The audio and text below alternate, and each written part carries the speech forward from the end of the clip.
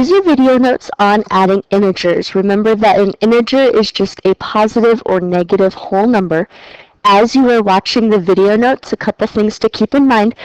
Be sure that you copy down all the problems, the work, and the solution that you get, and then also make sure that the sound is turned on and you can hear the explanations. In this video, we're going to look at two different approaches. For your notes, copy down both the approaches, and then as you start getting more comfortable, you can pick which one you want to use. So one of the methods we'll use is using integer counters. The yellow is going to represent positive numbers, red is going to represent negative numbers. So when you're adding, you can model each of the integers in your problem. And let's say you're adding 3 plus negative 2, you can put all of those things together, and anytime you have one positive and one negative, those are going to cancel. Those are called zero pairs. So for positive 3 plus negative 2, your final solution would be positive 1. A second method that we're going to look at is using a number line. And on your number line, the first number that you see in your addition problem will be the first number that you start at. I've got Integer Man here to help us out with that. So let's say we're doing that same problem of 3 plus negative 2. He would start over here at 3, and then anytime you add a positive, he would move to the right.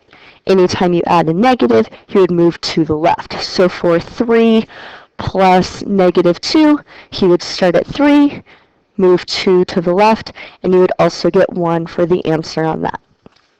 All right, let's work through a couple of short examples. Again, we'll use chips and number line for your notes, and then as you start working problems, you can use one or the other. So if we start with the chips for negative 2 plus negative 4, I'm going to draw out or show 2 negatives, and then I'm going to add 4 negatives to that. So 1, 2, 3, 4. Since they're all negatives, there are no zero pairs to cancel out, so the final solution would just equal negative 6.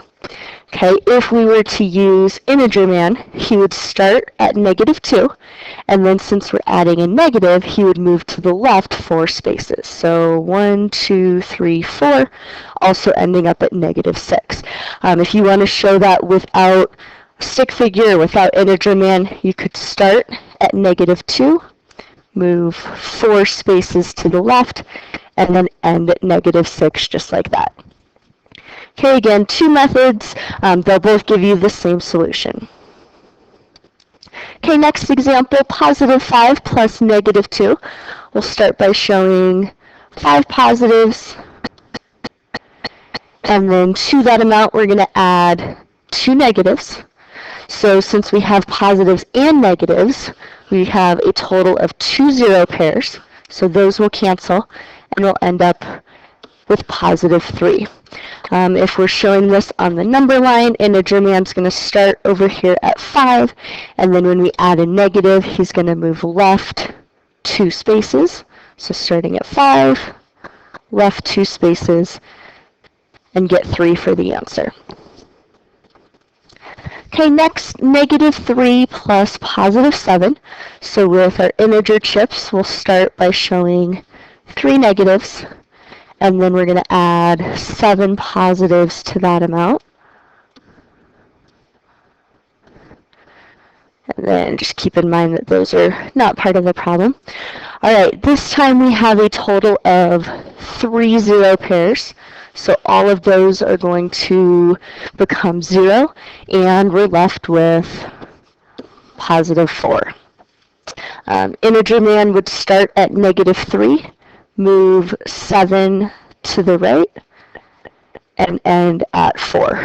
And then we can show that negative 3 plus 1, 2, 3, 4, 5, 6, 7, and you get 4 for your answer. Okay, next one, negative 8 plus 5. Start with 8 negatives.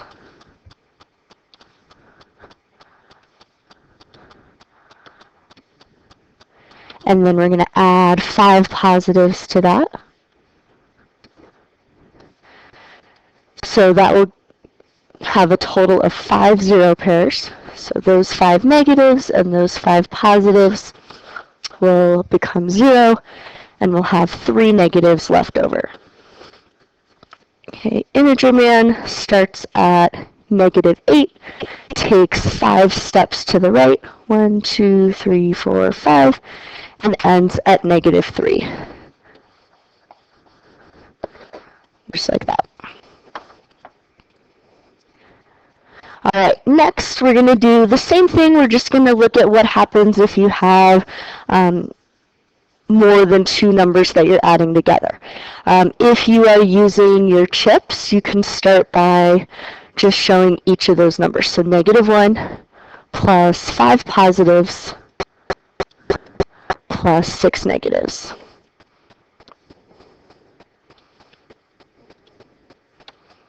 Copy those. Okay, those ones are not part of it.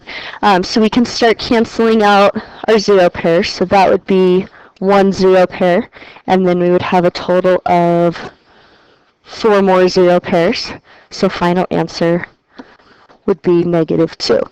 If you're showing that on your number line, you can start at -1 and then just do each addition problem one at a time. So starting at -1, you're going to add 5. That gets you up to +4. And then you're going to add -6. 3, 4, 5, 6, which puts you back at -2. So if we want to show that, 1, 2, 3, 4, 5, and then 1, 2, 3, 4, 5, 6 to get back to -2. As we start getting a little bit more algebraic with this, we can think about just using order of operations and doing one problem at a time. So I'll show what that one looks like once you stop using your chips and your number line. We can just do -1 plus 5 to get 4, and then plus -6. 4 plus -6 is -2. So you'd still show those V's and just show one step at a time. All right, next thing that we're going to look at is what to do when you're using substitution. So sometimes you'll have letters that represent a specific number. So we're going to have a couple expressions, and we're going to evaluate them. We're going to say that A equals 5, B equals -3, and C equals -2. So here is our first one, A plus B plus C. My suggestion is to always write in what that represents. So since A is equal to 5, directly under A, I'm going to put a 5. And then since B is -3, I'm going to put a -3 directly below the letter B. And C equals -2, so right under C, I'm going to put -2. And then from there, I can just bring down those addition symbols or whatever it happens to be in your problem. And if it helps, you can also put parentheses around your negative numbers if you want a little bit of clarification on that. Okay, just like we saw before, we'll start with 5 plus -3. So that would be 3 0 pairs if you're using integer chips, or you would start at 5 and move 3 to the left.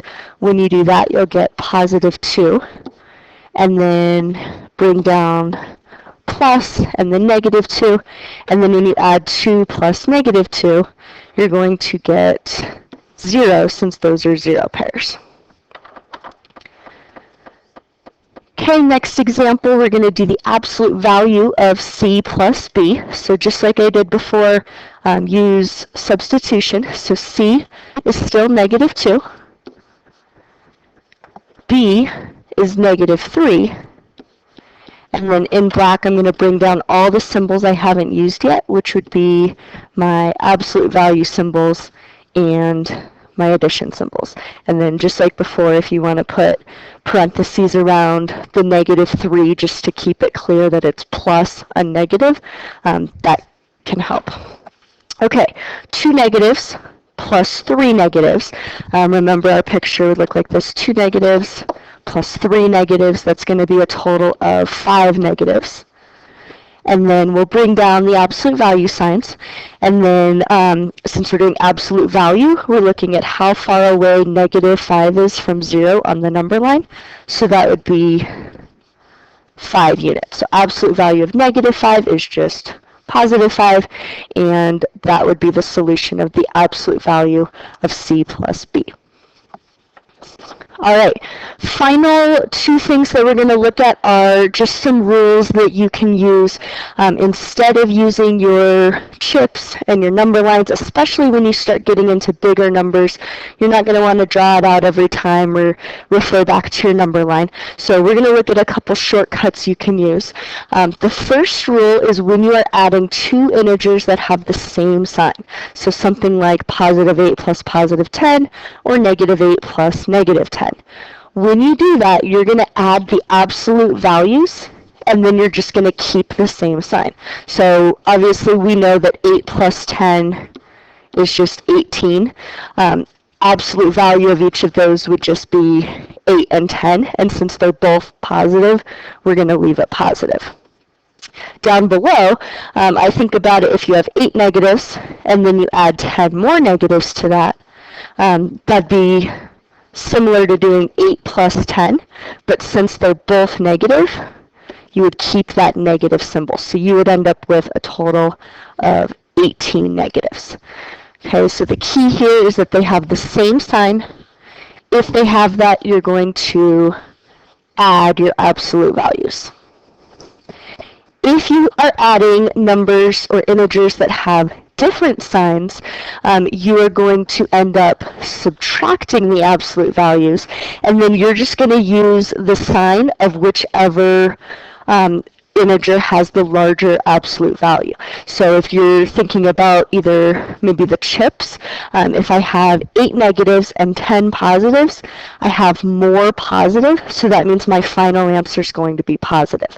So absolute values are 8 and 10, so I can just subtract those. 10 minus 8, it's 2, and then I already decided that my answer was going to be positive because I had more positives. So -8 plus 10 is just +2. And then again, you can always refer back to the chips or the number line to connect that to what we already know. Okay, then if I'm doing 8 plus -10, those absolute values are also 8 and 10, just like we saw, except this time I have 10 negatives and only 8 positives. So that means I have more negatives. So when I cancel out all those 0 pairs, I'm going to be left with 2 negatives. So looking at our rule, we subtracted the absolute values, and then we kept the sign of the number that had the larger absolute value, or the number that was further away from 0, and in this case that would be negative. All right, that was a quick overview of adding integers. Hopefully that helps. Thanks for watching.